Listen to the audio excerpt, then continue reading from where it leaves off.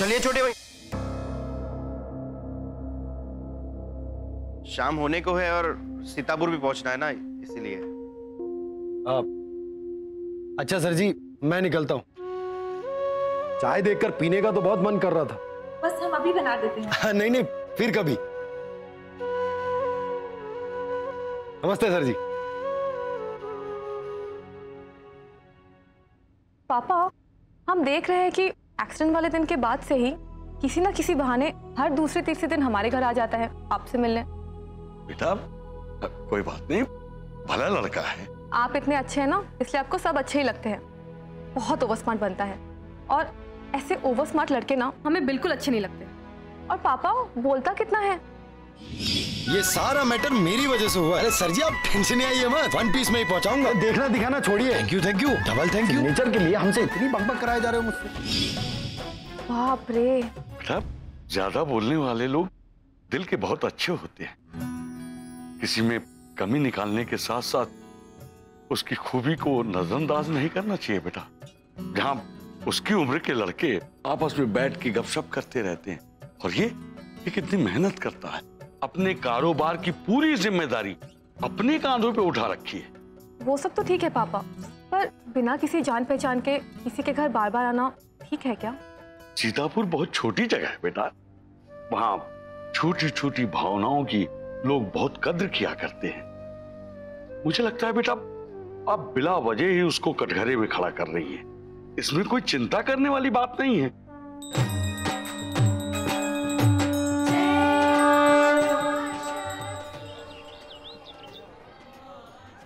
पूनम जी मेरी, मैं और पूनम जी शादी कर रहे हैं। अबे राधे, ऐसा नहीं लगता है तुमको ये सीतापुरिया कुछ ज्यादा ही चक्कर मार रहा है यहाँ के? बात तो सही कह रहे हो।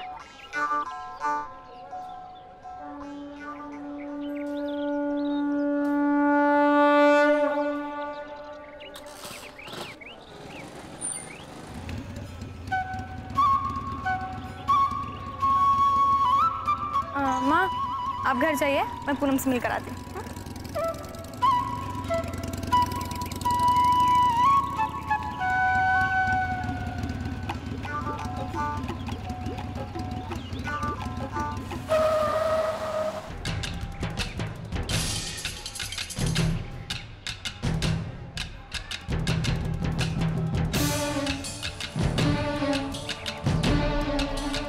क्या हुआ छोटे भैया, मोटरसाइकिल गाय रोक दी?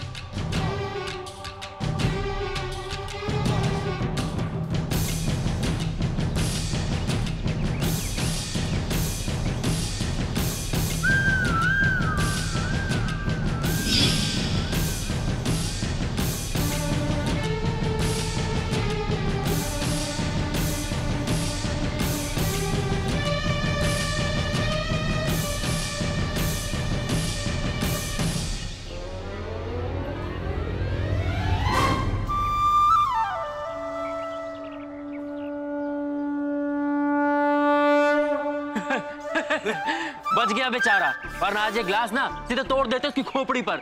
हम भी।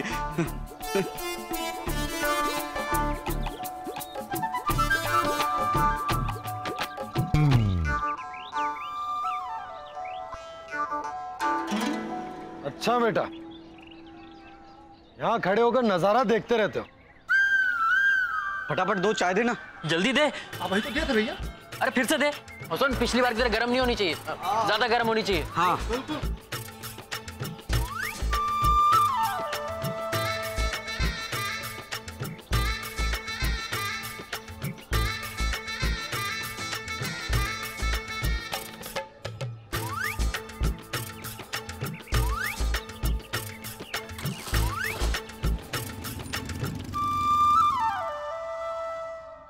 एक बात समझ में नहीं आ रही पूनम, ये मोटरसाइकिल वाला हीरो बार बार तुम्हारे घर के चक्कर क्यों लगा रहा है?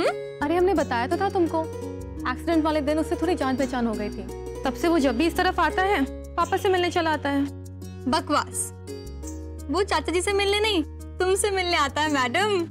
और हाँ, तुम बता रही थी ना उस दिन वो सिर्फ एक पेन देने आ गया था, और आज तो जाहिर सी बात है मोहतरमा, वो आपसे मिलने के बहाने ढूंढता रहता है। समझी?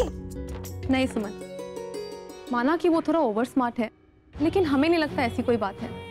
वो जब भी यहाँ आया है हमसे बात तक नहीं की है, और जब वो पेन देने आया था और पेन लेकर हमने थैंक यू कहा था, तब भी वो पापा के बारे में ही पूछ रहा था। और वैसे भी इन सब फालतू बातों पर हमें वक्त बर्बाद नहीं करना चाहिए। और तुम्हें तो पता है ना कि गौतम सर से हमारी शादी होने वाली है।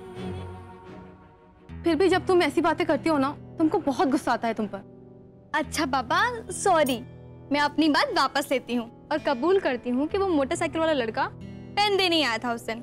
हैप्पी?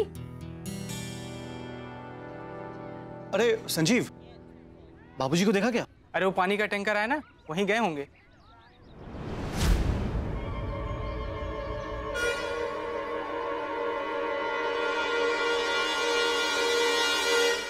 अरे अंधी हो गई हो क्या? दिखाई नहीं दे रहा? हम लोग कब से लाइन में खड़े हैं आगे। तो क्या दीवार की तरह यहीं खड़ी रहोगी? देख नहीं रही हो पीछे कितनी लंबी लाइन लगी है? चलो ना। धक्का क्यों मार रही है? हाँ।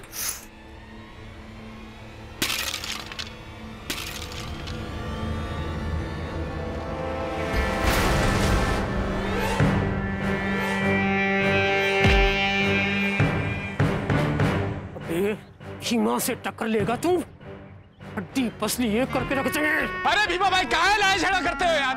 हमको लेक्चर देने की जरूरत नहीं, समझे? अरे छोड़ो, अभी बताता हूँ उसको। पागल हो गए क्या? छोड़िए। तुझे बीच में घुसने को कौन बोला? हाँ? चल हट, हट इधर से। बाबूजी, बाबूजी, छोड़िए इनको। मैं कह रहा हूँ छोड़िए इनको, चल यहाँ से। अरे बेटा, तू बीच में मत। आज इसको छोड़ूंगा नहीं, आज इसकी औकात बताकर रहोगा। बाबूजी, मैं कह रहा हूँ ना छोड़िए इन्हें। बहुत जल्दी पड़ी ना सबको। अरे हमने पहले ही बोला था कि जहाँ हम खड़े होंगे उसके पीछे लाइन लगाना। समझ में नहीं आता इन जाहिल गवारों को। अरे ये लोग क्या समझेंगे? मेरा बेटा गौतम म्युनिसिपैलिटी ऑफिस में जाकर पानी के लिए अर्जी लगाता है और तुम लोग भागे चले आते हो पानी भरने के लिए, वो भी हमसे पहले। अरे बिना लात खाए समझ में नहीं आता इन लोगों को, इसलिए इसका इलाज करना चाहिए। अरे बाबूजी, पानी भरोगे ना? बाबूजी क्या कर रहे हैं आप? भर लो पानी।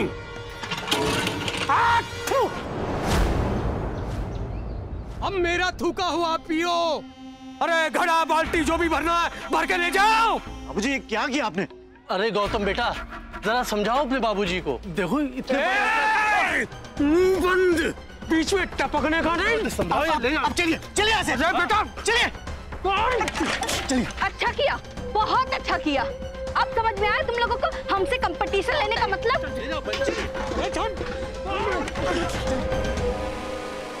क्या नहीं घर क्या रहे थे आप लोग? ऐसे जानवरों की तरह लड़ता होगी। तुम्हारे बाबूजी ने जो भी किया ना, ठीक किया। क्या माँ तुम भी? क्या ठीक किया बाबूजी ने? माँ, बहुत जोरों की भूख लगी है, जल्दी से हमारे लिए गर्मा गर्म रोटी बना दो। ठंडी रोटी खाने में मजा नहीं आता बिल्कुल। फरमाइश तो ऐसे कर रहे हो जैसे कलेक्टर की ट्रेनिंग लेके आ रहे हो। ठंडी नहीं, गरम रोटी चाहिए ना आपको। बड़ा है गरम रोटी खाने वाले। तुम्हें जरा सी भी शर्म नहीं आती नीलू? एक तरफ माँ बाबूजी पानी के लिए महाभारत मचा रहे हैं और दूसरी तरफ तुमों की लफंडरगिरी से फुर्सत नहीं है। आखिर घर क्या रहे आप लोग? अपने व्यवहार का असर देख रहे हैं आप नीलू पर? पढ़ाई लिखाई छोड़कर दिन भर अपने दोस्तों के साथ आवारागर्दी करते रहता है। कितनी बार कहा है कि अपना कोचिंग सेंटर है, आके पढ़ाई करो, और अगर पढ़ाई लिखाई नहीं करना चाहते तो कम से कम कोचिंग सेंटर का काम तो संभालो। भैया आप जानते हैं कि हमारा पढ़ाई लिखाई में मन नहीं लगता है, हमको बिजनेस करना है बस। अच्छा, और बिजनेस के लिए पूंजी के आसमान से टपकेगी? अरे बेटा, कोई ना कोई रास्ता निकल ही जाएगा। जब भगवान ने मुंह और हाथ दिया है तो निवाला भी वही देगा। हाँ, ऐसे भगवान के भरोसे अगर हर आदमी हाथ पे हाथ धर के बैठे रहे ना तो हो गया कल्याण। मुझे आश्चर्य होता है कि आप लोग ऐसे जाहिलों जैसी बातें कैसे कर सकते हैं। ठीक है बेटा, तुमको पढ़ा लिखा के काबिल बनाया हमने, और अब तुम्ही को हम अनपढ़ जाहिल नजर आ रहे हैं। वाह वाह बेटा।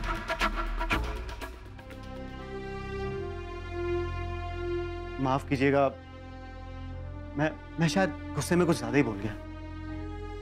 अगर आप लोगों को मेरी बात का बुरा लगा हो तो मैं एक बार फिर से माफी मांगना चाहता हूँ। अरे कोई बात नहीं बेटा, हम जानते हैं तुम्हारे दिल में कोई बात नहीं रहती, बस कभी कभी जवान फिसल जाती है तुम्हारी। नीलू बेटा, तुम फटाफट हाथ मुंह धो लो, हम तुम्हारे लिए गर्मा गर्म रोटी बनाते हैं, ठीक है?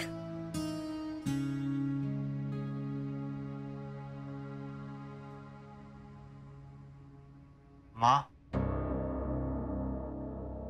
बाबूजी, दरअसल मैं आप लोगों को एक बहुत जरूरी बात बताने आया था। वो क्या है,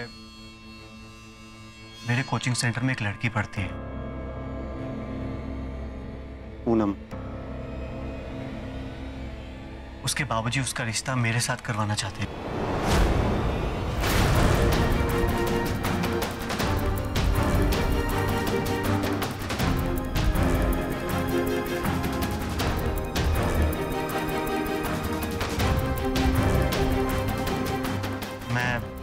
मैं आराम से बैठकर आप लोगों को सारी बात बताता हूँ।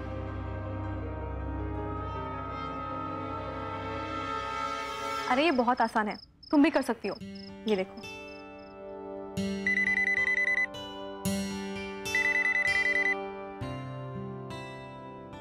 हेलो।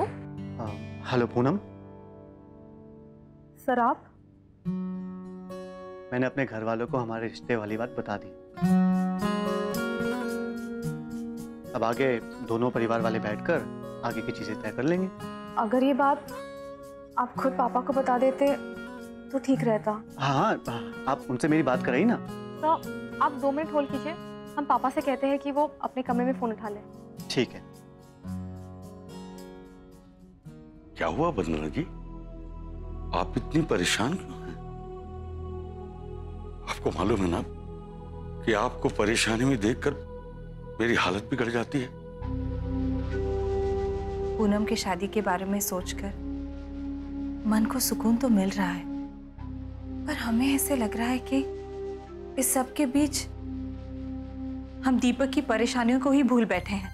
ऐसी बात नहीं है वंदना जी, मुझे भी उसकी फिक्र है, पर मैंने सोचा था कि पहले पूनम की अच्छी तरह से शादी हो जाए, फिर हम लोग दीपक के बारे में भी कोई रास्ता निकालेंगे। वैसे आपने पूनम की शादी के खर्चों का क्या अंदाजा लगाया है? बेटी की शादी है तो खर्च तो करना ही पड़ेगा वंदना जी। हाँ? अरे कम से कम घर गृहस्थी की चीजें जैसे टीवी, फ्रिज, फर्नीचर वो तो देंगे ही। बिना स्त्री धन के अपनी पूनम को भला कैसे विदा करेंगे? वही तो, आजकल हर चीजों के दाम आसमान छू रहे हैं। बस यही सोच सोच के हमें चिंता होती रहती है। आप बेवजह चिंता कर रही हैं। अब ऊपर वाला बलवान है, भरोसा रखिए उस पर। वो आपको गौतम जी जैसा पढ़ा लिखा और सुलझा हुआ इंसान दामाद के रूप में दे रहा है। ये क्या कम है? आप बात तो सही कह रहे हैं, बस किसी तरह भगवान हमारी लाज रख ले। बेटी की शादी और बेटे की परेशानी दोनों साथ आके सामने खड़ी हो गई हैं। बस इसलिए चिंता होती है। अब दीपक बेचारा क्या करे? अपनी परेशानियां हमसे ही तो कहेगा ना।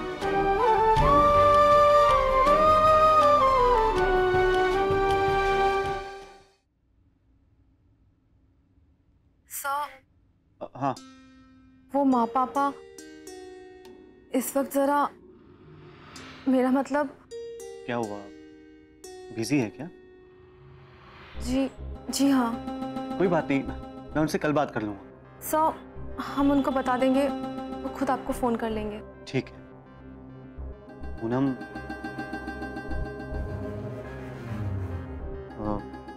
वो क्या है, मुझे आपसे भी कुछ बात करनी थी। सर हमें भी आपसे कुछ बात करनी है। हाँ तो बोलिए ना। नहीं सर, पहले आप। तो ठीक है, पहले मैं ही बता देता हूँ, लेकिन मेरी एक शर्त है।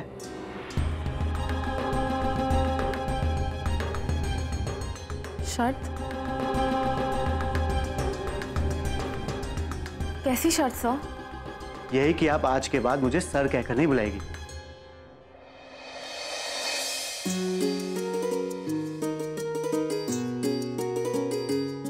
जी।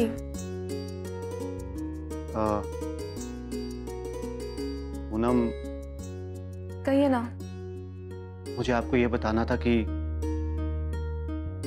आपके परिवार वाले और मेरे परिवार वाले बिल्कुल अलग हैं। आपके परिवार में सभी लोग पढ़े लिखे हैं, लेकिन मेरे यहाँ ऐसा कुछ नहीं है। कई बार तो कम पढ़े लिखे होने की वजह से मेरे माँ बाबूजी ठीक से बात तक, आप समझ रही है ना? लेकिन मैं इतना जानता हूँ कि वो दिल के बहुत अच्छे हैं। हम आपकी बात समझ गए सर, लेकिन आपको ये सब कहने की जरूरत नहीं थी। बड़े बुजुर्गों के पास तो जिंदगी की पढ़ाई होती है, और वो लोग भी तो हमारे लिए माँ पापा जैसे ही हैं, तो फिर आपको फिक्र करने की क्या जरूरत है? Thank you Poonam, thank you very much. आपने ये कहकर मुझे एकदम निश्चिंत कर दिया। अब आप बताइए, आप भी कुछ बात करना चाहती थी ना मुझसे? तो आप कह रहे थे कि बाकी बातें दोनों परिवार आपस में बैठ के तय करेंगे, तो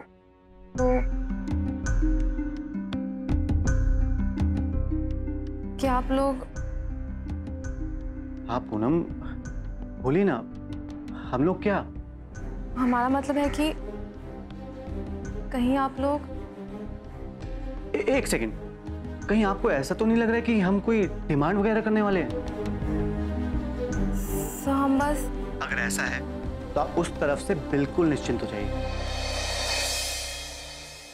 पूनम, मैं एक पढ़ा लिखा इंसान हूं, टीचर हूं, और पूनम मैंने खुद अपनी बड़ी बहन की शादी में दहेज की त्रासदी को सहा है। मैं आज तक नहीं भुला पाया हूं लड़कों वालों की डिमांड की वजह से मेरे माँ बाप कितने बेबस हो गए थे। नहीं पूनम, हम लोगों की तरफ से किसी भी तरह की डिमांड का सवाल ही नहीं उठता है। Thank you sir, thank you. आप सच में बहुत अच्छे हैं। पूनम, मैं इतना अच्छा भी नहीं हूं कि आप बार बार मुझे थैंक यू बोले। और हाँ, आज से सर ना बोलने की आदत डाल लीजिए आप। अच्छा पूनम, फिर कल बात करते हैं। जी, बाय। नो दहेज वहेज, वेरी गुड। हम अभी ये बात जाके माँ पापा को बताना चाहते हैं, लेकिन समझ में नहीं आ रहा कैसे कहेंगे। लेकिन अभी के अभी ये बात बताना बहुत जरूरी है।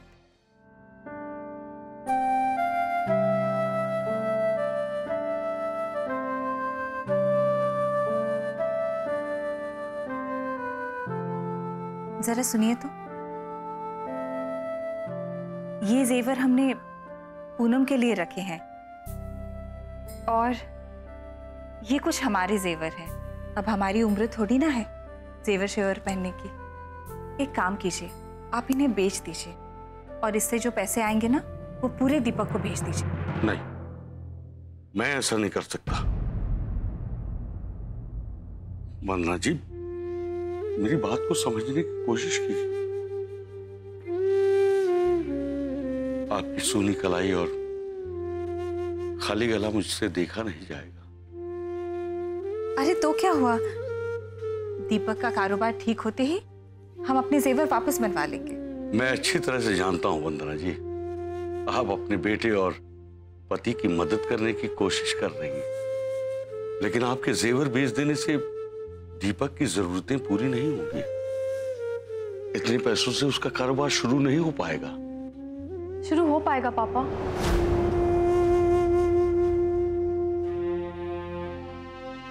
पापा, अभी अभी सर से हमने बात की, उन्होंने अपने घर वालों से हमारी शादी की बात कर ली,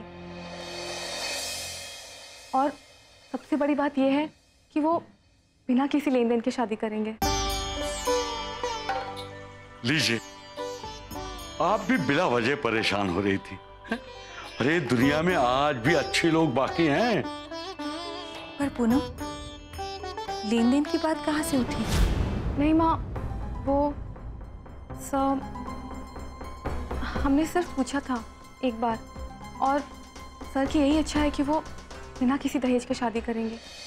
देखा देखा, मैंने कहा था ना कि गौतम जी बहुत ही भले और सुलझे हुए इंसान हैं। हाँ। पापा, हम सोच रहे थे कि अब जब कोई लेन देन की बात ही नहीं है, तो आपने हमारी शादी के लिए जो एफडी रखी थी, उसमें से बहुत पैसा बच जाएगा, तो क्यों ना वो पैसा हम भैया को दे दें। भगवान का लाख लाख शुक्र। अब पूनम की शादी के साथ हम दीपक की भी मदद कर सकते हैं।